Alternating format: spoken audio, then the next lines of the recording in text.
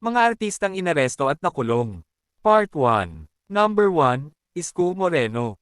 Noong February 2013, inaresto at dinala sa Santa Cruz, Manila Police Station si Isko, kasama niya ang ilang mga konsehal, dahil sa pagpapalaro nila ng bingo sa barangay.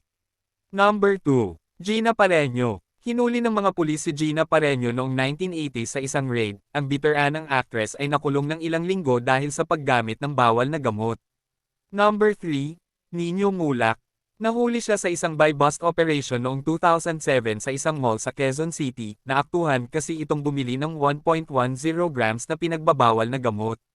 Number 4, Nora Honor. Na-detain at nahuli sa Los Angeles Airport ang superstar, nang makitaan ito ng pinagbabawal na gamot sa kanyang bagahe. Number 5, Robin Padilla. October 1992, nang maka-hit and run ng isang balot vendor sa Pampanga ang aktor, hinabol siya ng mga pulis at nakitaan pa ito ng hindi lisensyadong armas. Number 6, Billy Crawford. 2014 noon nang ma-detain siya sa Taguig Police Station nang pumunta ito dito at nagwala, nambasag pa ng salamin sa sobrang kalasingan.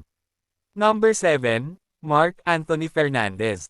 Nahuli siya sa isang checkpoint noong 2016 dahil may dala-dala itong marijuana sa kanyang sasakyan. Number 8, Giro Manyo. Inaresto siya noong 2020 sa Marikina City dahil sa kasong frustrated homicide. Ito ay matapos niyang saksakin ang isang lalaki na ayon sa kanya ay self-defense lamang ang kanyang ginawa. Number 9, Nigo Adeser. Dinala sa presinto ang kapuso aktor noong 2019 dahil nabangga nito at tinakbuhan ng dalawang MMDA officer. Number 10, Bong Revilla. Kasong plunder naman ang dahilan ng kanyang pagkakulong dahil nadawit umano ang kanyang pangalan sa multi-billion peso pork barrel scam noong 2014.